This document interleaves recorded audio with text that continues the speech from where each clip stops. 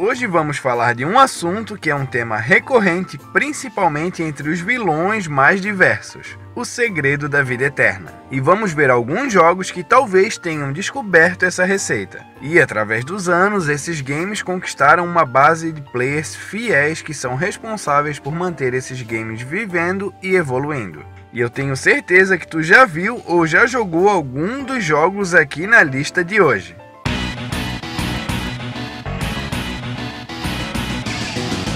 Opa, salve salve pessoal, como tá tudo por aí, tranquilo?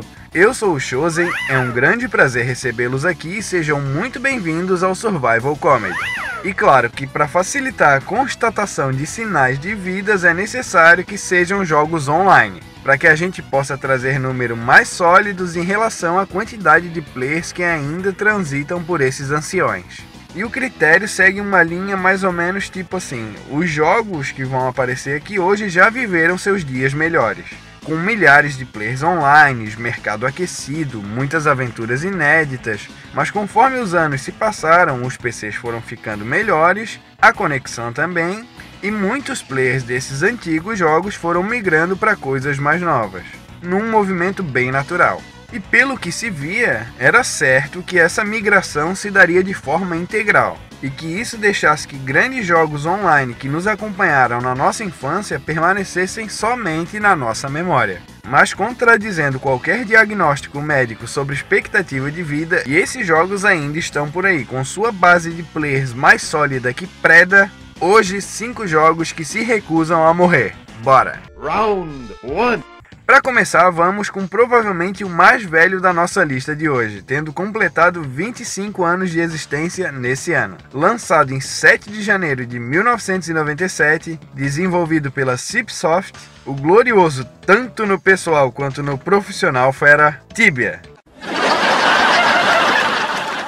Eu perdi a coragem de me olhar no espelho. Um dos tataravôs dos MMOs. E que conseguia reunir a galera numa época que nem a própria internet acreditava que conseguiria dar conta.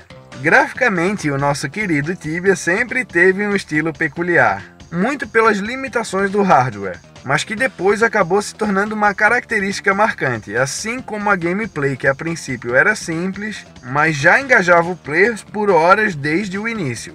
Eu vim conhecer o Tibia ali por volta de 2003, 2004 e eu acabei não jogando muito, isso por conta de um outro jogo que vai aparecer aqui hoje. Mas segundo dados, Tibia teve o seu auge lá no ano de 2007, com mais de 64 mil players online, contando até com 250 mil usuários ativos.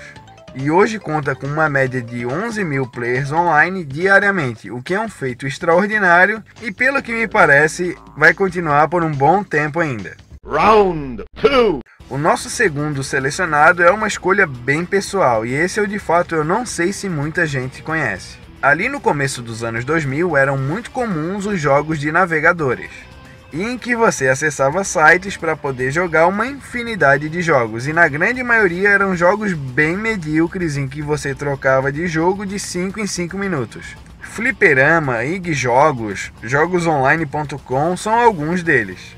Em outros casos eram feitos jogos específicos que eram hospedados em um site, que é o caso do Tibia que nós vimos anteriormente, e é o caso desse game aqui também.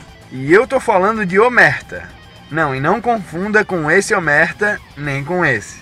O Omerta que nós estamos falando hoje fica sob a tutela do Barafranca.com e explora um dos temas mais atraentes que tem por aí, a máfia. Lançado em 16 de setembro de 2003, Omerta é um browser game text-based, que te guia por uma jornada de ascensão nos degraus hierárquicos da máfia italiana nos Estados Unidos de 1930. O jogo em si, sendo text-based, não conta com aquela interatividade ativa, onde tu vai controlar o personagem e tal. Tu só vai dando os comandos na página e aguarda o resultado. Tu começa cometendo pequenos crimes como roubar uma carrocinha de cachorro-quente.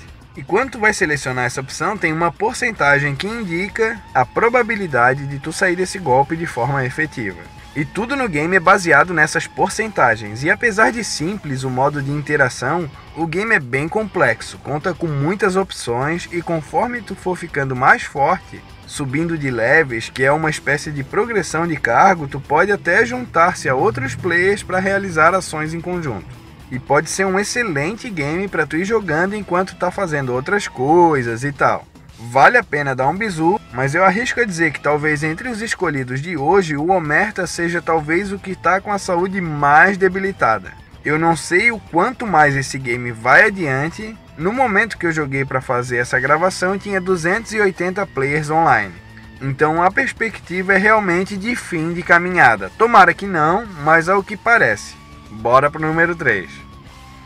Round 3. Quando a gente está falando sobre futebol, é muito comum a gente ouvir a expressão: ah, todo brasileiro é um técnico de futebol. Sendo assim, nada mais justo que tenhamos uma plataforma onde a gente possa exercer essas habilidades.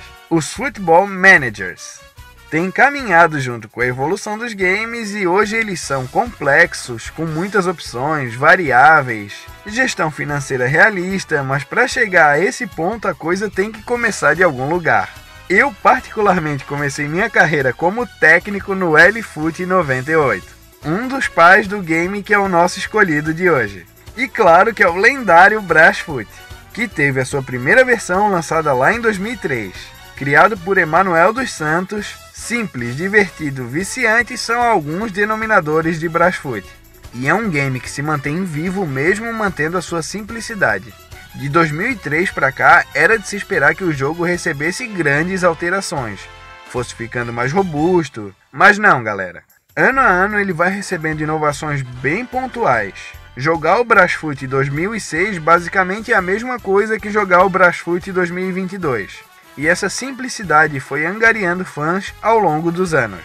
E hoje o Brasfoot tem uma comunidade incrível de mods onde a galera vai adicionando campeonatos nacionais que não tem no jogo base. E que complementa muito bem para a experiência final. Eu sempre me divirto bastante quando eu revisito esse game. E pelo jeito esse joguinho ainda vai ter uma longa jornada. Vida longa ao Brasfoot! Round 4.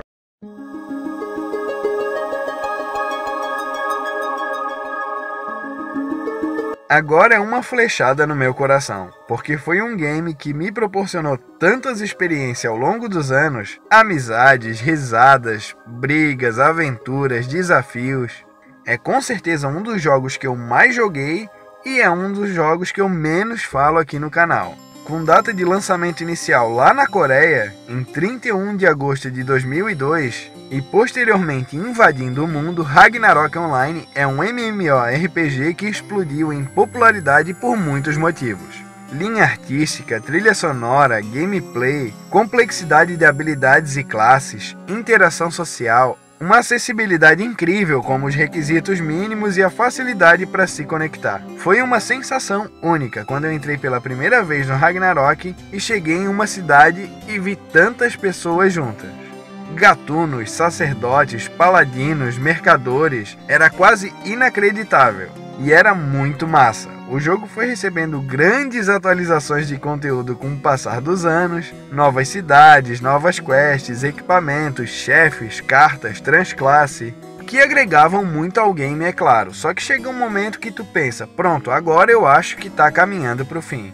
Mas contrariando a tudo e a todos, Ragnarok ainda recebe grandes atualizações e mantém uma das mais fiéis bases de players que eu já vi, que estão espalhados pelos mais diversos servidores pirata que em grande parte são responsáveis por manter esse game vivo por tanto tempo.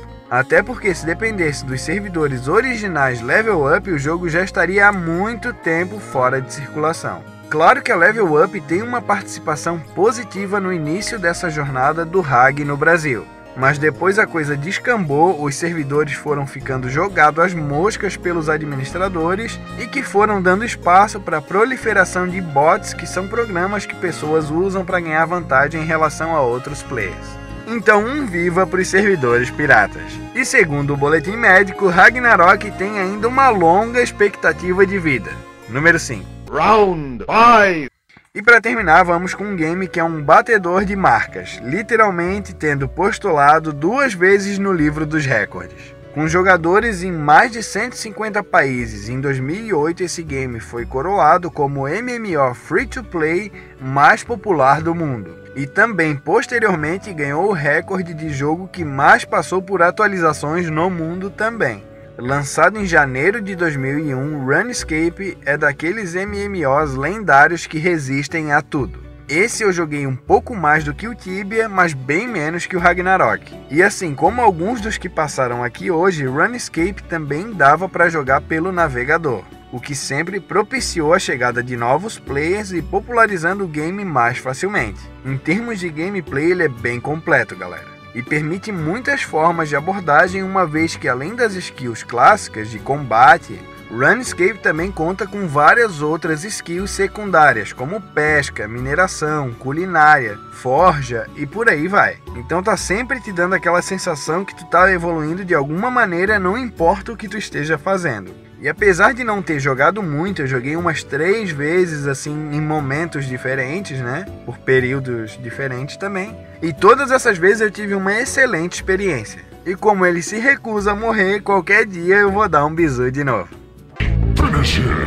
Estamos chegando ao fim de mais um vídeo. Comenta aqui embaixo se tu conhece ou joga algum jogo que já é antigo e não tem nenhuma perspectiva de acabar tão cedo.